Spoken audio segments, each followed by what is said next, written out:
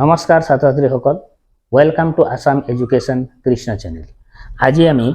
দশম মান শ্ৰেণীৰ দুটা চলকত ৰৈখিক সমীকৰণ জোৰ হয়নে তৃতীয় অধ্যায়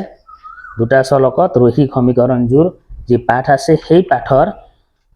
সমাধান তাত আমাৰ বিভিন্ন ধৰণৰ সমাধানবিলাক দিয়া আছে হয়নে, যেনে অপনয়ন পদ্ধতি, প্ৰতিস্থাপন পদ্ধতি, ঠিক তেনে ধৰণেৰে হয়। তাৰে ভিতৰত আমি প্ৰথম পদ্ধতিটো যোনটো আমাৰ কিতাপত 3.4.1 ত প্ৰতিস্থাপন পদ্ধতি হয়নে, সাবস্টিটিউশন মেথড বুলি দিয়া আছে। সেই পদ্ধতিত কেনে ধৰণেৰে সমীকৰণ এটা সমাধান কৰিব লাগিব সেই বিষয়ে আমি কৰি আজি দেখুৱাম। পদ্ধতিটো হ'ব আমাৰ প্ৰতিস্থাপন পদ্ধতি হয়নে। এতিয়া আমি ইয়াত সমাধান বুলি কোৱেশ্চনটো মই লিখাত যোৱা নাই, সমাধান বুলি ডাইৰেক্ট সলিউশনটো কৰিব যাওঁ। প্ৰথমে সমীকৰণ দুটা এনেকে লিখি ললো, লিখি লৈ সমীকৰণ প্ৰথম সমীকৰণক 1 নম্বৰ আৰু দ্বিতীয় সমীকৰণ 2 নম্বৰ সমীকৰণ দি নিৰ্দেশ কৰিলো। এতিয়া ইয়াত প্ৰথম আৰু দ্বিতীয় আমাৰ পদ্ধতিটো কি হল, প্ৰতিস্থাপন হয়নে, প্ৰতিস্থাপন পদ্ধতি হল। প্ৰতিস্থাপন পদ্ধতিত কি কৰিব লাগিব, যিকোনো এটা সমীকৰণৰ হয়নে xৰ মান উলিয়াই সেই xৰ মানটো দ্বিতীয় সমীকৰণত লৈ গৈ আমি বহুৱাব লাগিব। সেই পদ্ধতিটো আমাৰ ইয়াত প্ৰতিস্থাপন পদ্ধতি বুলি কোৱা গৈছে হল। এতিয়া আমি কি কৰিম, ইয়াত 2 নম্বৰ সমীকৰণ নামাকৰণ কৰিলো। এতেকে x plus twice y is equal to 3 আমি ইয়াত পাইছো হয়নে। 2 নম্বৰ সমীকৰণৰ x is equal to কি পাম আমি 3 minus twice y, অৰ্থাৎ 2y টো সমান চিন পাৰ হৈ গল -2y লিখিলো। ইয়াক আমি 3 নম্বৰ সমীকৰণেৰে নিৰ্দেশ কৰিলো, ইয়াক 3 নম্বৰ সমীকৰণ আমি দিলো হল। এতিয়া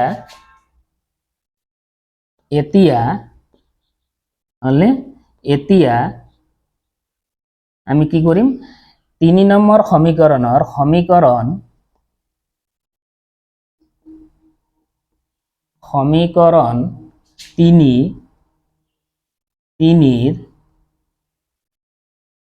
xৰ মান হয়নে, সমীকৰণ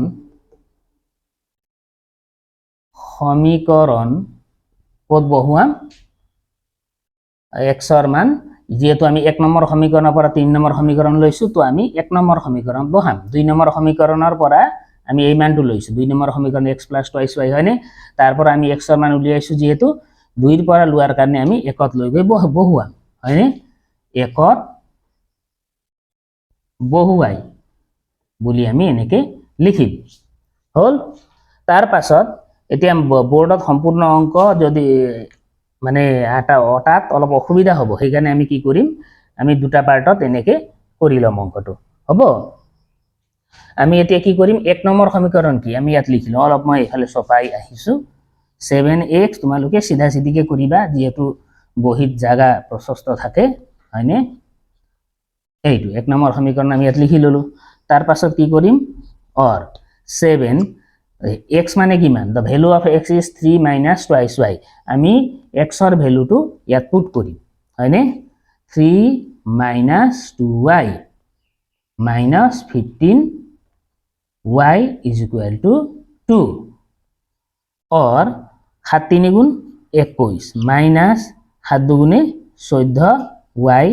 minus 15y hall is equal to 2। এতিয়া 14টা মাইনাসৰ y 15টা মাইনাসৰ y, টোটাল কেইটা মাইনাসৰ y হল 29y হল হয়নে, কিহৰ মাইনাসৰ, is equal to 2 মাইনাস এই 21 টো এফালৰ 21 প্লাসৰ 21 এফালে গলে কি হ'ব -21 হ'ব হল। তাৰ পাছত আমি কি কৰিম, -29y is equal to -19 হ'ব, 21ৰ পৰা 2 গলে 19। তাৰ পাছত দুই ফালৰ মাইনাসটো আমি ক্যান্সেল কৰি দিব পাৰো, কৰি দিয়াৰ পাছত আমাৰ কি হ'ব, y is equal to ওপৰত 19 হ'ব, তলত কি হ'ব 29 টো এফালে গলে 29 হ'ব। y is equal to কিমান 19/29 হয়নে, এইটো আমি y এর মানটো পালো। এতিয়া আমি কি কৰিম, আকৌ আমি যাম আকৌ বুলি লিখিম ইয়াৰ তলত, তোমালোকে সিধাকে কৰি লবা আকৌ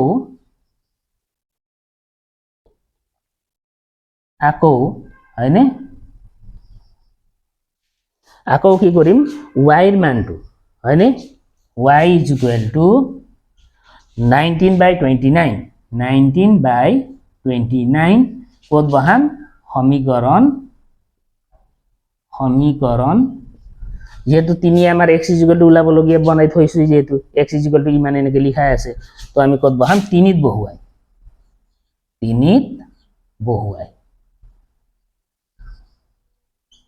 হয়নে 3 ত বহুৱালে কি হ'ব x is equal to 3 minus twice y x is equal to 3 minus twice y is equal to 3 minus 2 y মানে কিমান পাইছো আমি ইয়াত y পাইছো 19 ওপৰত তলত 29 হল এতিয়া 29 ৰ লগত 2 ৰ কটাকটি নহয় তো আমি কি কৰিম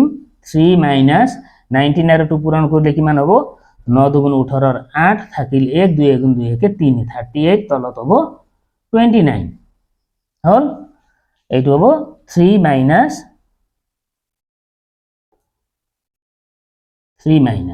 হল is equal to এতিয়া আমি কি কৰিম লসাগু লম হয়নে এইখিনিতে আমি কি লব লাগিব লসাগু লব লাগিব 29 লসাগু আহিল হলনে ইয়াত কিমান আছে 3 ৰ তলত 1 আছে 1 কে 29 টাইম গল 29 আৰু 3 টো মাল্টিপ্লাই কৰিব লাগে পূৰণ কৰি দিয়া 29 আৰু 3 পূৰণ কৰিলে কিমান হ'ব 9 3 গুণ 27 হয়নে 3 গুণ 6 7 8 87 হল ইয়াত লিখিম আমি 87 minus 48 হল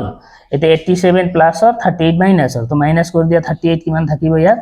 17 পৰা 8 গলে 9 থাকিল 7 পৰা 3 গলে 4 থাকিল 49 is equal to কিমান হল আমাৰ ওপৰত হল 49 হল তলত হ'ব কিমান 29 হয়নে ওপৰত হল কিমান 49 তলত 29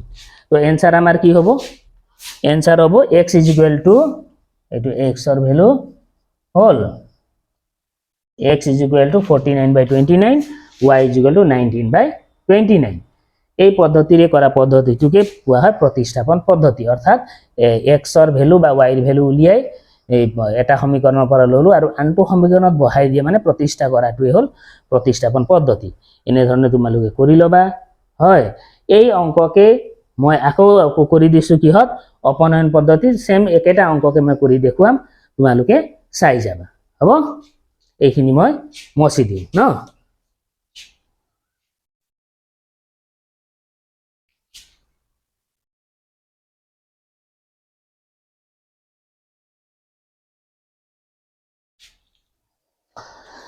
ছাত্ৰছাত্ৰীসকল এতিয়া আমি কৰিম কি বুলি কওঁতে অপনয়ন পদ্ধতিত এতিয়া আমি সমাধান কৰিম সেম একেটা অংককে আমি কৰি দেখুৱাম হয়নে তেতিয়া তোমালোকৰ বুজাৰ সুবিধা হ'ব যে এনেকে কৰিলে প্ৰতিস্থাপনত হ'ব এনেকে কৰিলে অপনয়নত হ'ব অপনয়ন মানে নাইকিয়া কৰা হল ইয়াত আমাৰ কি পাইছো আমি সমীকৰণ 1 এইটো সমীকৰণ 2 এইটো এনেকে দিছো আমি অপনয়ন ঠিক এনেদৰে দিলু দিয়াৰ পাছত আমি চাম যে ইয়াৰে হয় x নাইকিয়া কৰিব লাগিব নহলে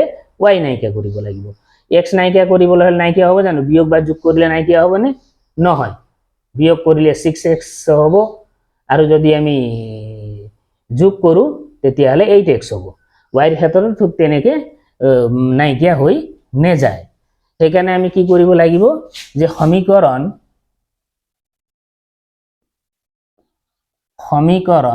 হয়নে 1 পূৰণ 1 নম্বৰ সমীকৰণক আমি যেহেতু x নাইকিয়া কৰিম কাৰণ x ত সৰু ৰাশি আছে ইয়াত হয়নে তো 1 নম্বৰ সমীকৰণক 2 নম্বৰ সমীকৰণৰ x ৰ সংখ্যা ৰাশি কিমান যে 1 হয়নে সেই 1 এদি আমি পূৰণ কৰিম অৰ্থাৎ তোমালোকে বুজি পাইছা সাগে 1 নম্বৰ সমীকৰণক 2 নম্বৰ সমীকৰণৰ x ৰ সংখ্যা ৰাশি দি আমি পূৰণ কৰিলো প্ৰথমে হল 1 নম্বৰত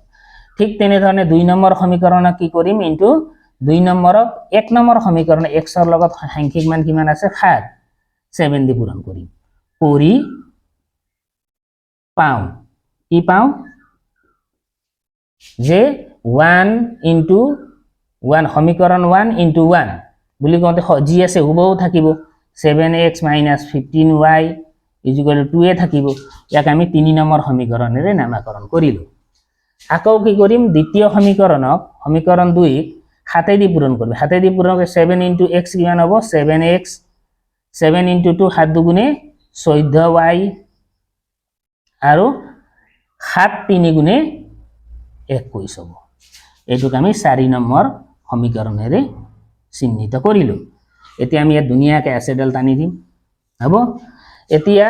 দুইটা সমীকৰণৰ পৰা আমি বিয়োগ কৰিব লাগিব সমীকৰণ 3 হয়নে 3 বিয়োগ 4 কৰি বিয়োগ কৰাৰ লগে লগে কি হ'ব এই 7x টো প্লাস অৰ মাইনাস হ'ব আমি আগতো শিকি আহিছো যে বিয়োগৰ দ্বিতীয় ৰাশিৰ চিহ্নৰ পৰিৱৰ্তন হয় বুলি হয়নে এতিয়া এই 7x ৰ এই 7x গলে কিমান হ'ব ইয়াত একোই নাথাকে হয়নে তাৰছত এই প্লাসৰ 14 টো কিমান কি হ'ব মাইনাসৰ 14 হ'ব মাইনাসৰ 14 মাইনাসৰ 15 কিমান হ'ব মাইনাসৰ 29y = 21 টো কিমান কি হ'ব মাইনাসৰ হ'ব দ্বিতীয় ৰাশিৰ চিহ্নৰ পৰিৱৰ্তন হয় হয়নে মাইনাসৰ 21 ৰ পৰা 2 গলে মাইনাসৰ 19 থাকিব y = কিমান হ'ব দুই ফালৰ মাইনাস আমি কেনসেল কৰি দিলু কৰাৰ পাছত y = কিমান হ'ব 19 তলত হ'ব 29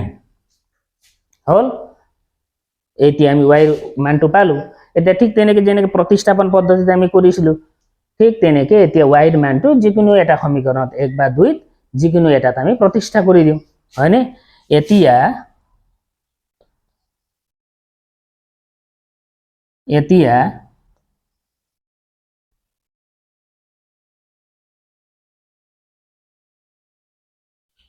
y = 19/29 সমীকৰণ ইয়াত চাবা তোমালে কোনটো সমীকৰণ সহজ হ'ব তোমাক বহুৱাবলৈ সেইটো চাইলো বহাবা ধৰো 2 নম্বৰ সমীকৰণ ডাটাবিলাক অলপ সৰু আছে সমীকৰণ 2 ত বহুৱাই লিখি লবা হ'ব এটা 2 নম্বৰ সমীকৰণ ইয়াত লিখি দিয়া x + twice y = 3 or x = 3 - twice y এটা y ৰ মান কিমান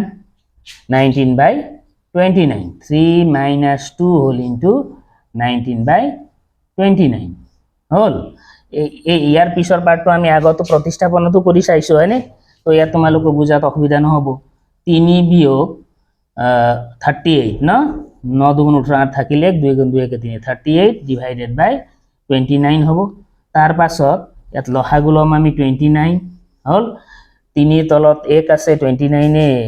1 এ 29 ক 29 বাৰ যাব 29 * 3 মাল্টিপ্লাই কৰিব লাগিব পূৰণ কৰি দিয়া এই দুটা পূৰণ কৰে 80 9 3 * 27 ৰ 7 থাকিল 2 3 * 6 7 8 87 - 38 হল হয়নে এতিয়া 87 এইখিনিত কৰো এতিয়া 87 পৰা 38 গলে কিমান থাকিব আমি আগতো কৰি চাইছো নহয় 87 - 38 কিমান হ'ব হয় এইটো আমি কৰি চাম যে 17 পৰা 8 গলে 9 7 পৰা 4 গলে 3 গলে 4 49 অৰ্থাৎ এতিয়া আমাৰ ইয়াত কি বহিব = ওপৰত 38 ৰ পৰা নহয় 38 টো 87 পৰা মাইনাস হলে 49 সৰি 49 ওপৰত থাকিব তলত থাকিব 29 এইটো কিহৰ মান x = এইখিনি x ৰ মান হয়নে এতিয়া আমাৰ এনসার কি উলাল y = 19/29 x = ইমান তোমালোকে এনসার হয়নে x = 49/29 y = 19/29 এনেকৈ লিখিবা এতিয়া এই দুইটা পদ্ধতিত প্ৰতিস্থাপন আৰু